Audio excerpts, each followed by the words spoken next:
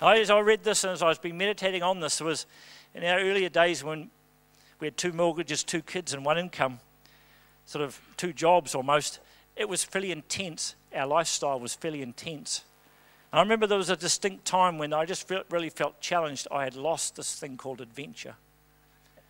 And really what I want to open up to you today is to restore again in men's lives the sense of adventure, the sense of stepping into something that's unknown, the sense of stepping into something that has just some unknown components to it. I want to normalize that part of life because that is adventure. And men, that's what we were created for. A battle to win, an adventure, the sense of to live, and a beauty to rescue. I won't go through the beauty to rescue this morning, that's another day. I won't go through the battle to fight, but I think it's there. The sense of a cause worth living for, and even a cause worth dying for, is in a man. But I want you to look at this morning at the thing of adventure. I want to give you 3 things from Abraham's life that clearly show that he was a man who lived an incredible adventure, and he is the father of faith. Now, number 1 thing about adventure is it's got unknown factors to it. Hebrews 11 there, it says, by faith Abraham, when he was called to go to a place he would later receive as his inheritance, obeyed and went, even though he did not know where he was going.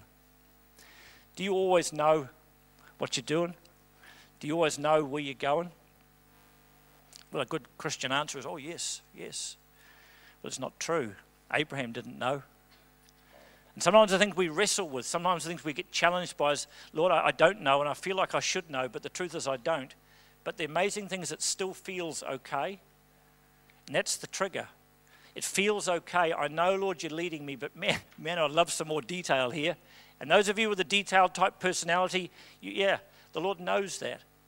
But in the middle of that, Abraham, the father of faith, he was on an adventure and he did not know where he was going. It doesn't feel very clever, does it? And I want to challenge each one of us this morning, particularly as guys, as we lead our families. You don't always know, but you factually where you're going, but you know God's call on your life. That's part of adventure. If everything can be calculated, estimated, tabulated, it is not a faith-filled adventure. It might be good, it might be right, in the sense of morally right, it might be okay, but is it 100% God's dream? Get comfortable that God will lead you through uncharted territory. Learn to live with unknowns. I remember one time we got together with a group of guys here at the end of a project that we'd done in this building.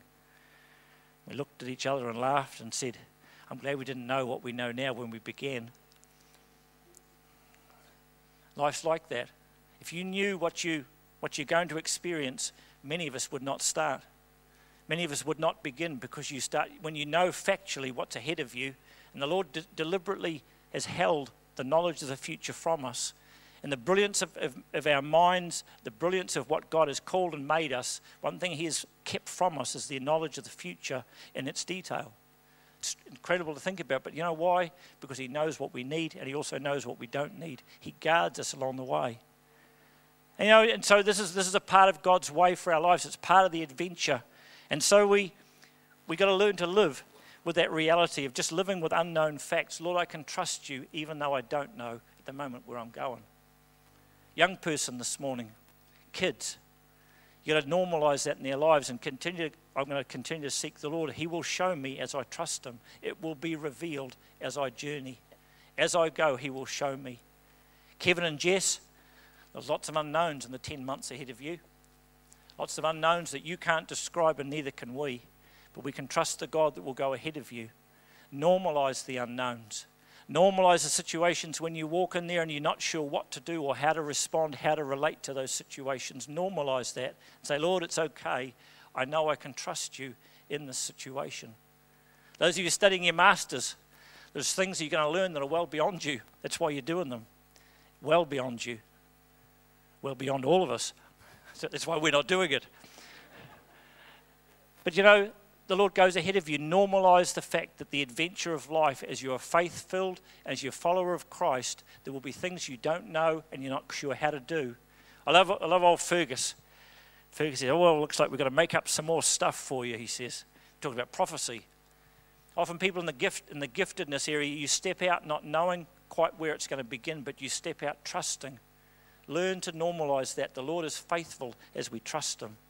Second thing about adventure, and of course particularly in Abraham's adventure, it has challenges. It says in Hebrews 11 verse 9, by faith he made his home in the promised land, like a stranger in a foreign country. He lived in tents, as did Isaac and Jacob, who were heirs with him of the same promise. The other thing I want to speak over, probably centrally over every guy in this place today, is simply this: you have what it takes. You have what it takes to be a dad.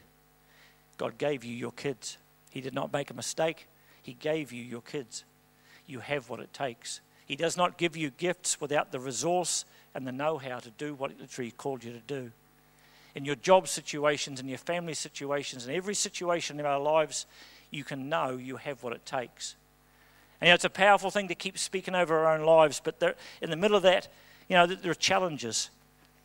Adventure puts us to the test. Though we may fear the test, at the same time we yearn to discover what it really takes.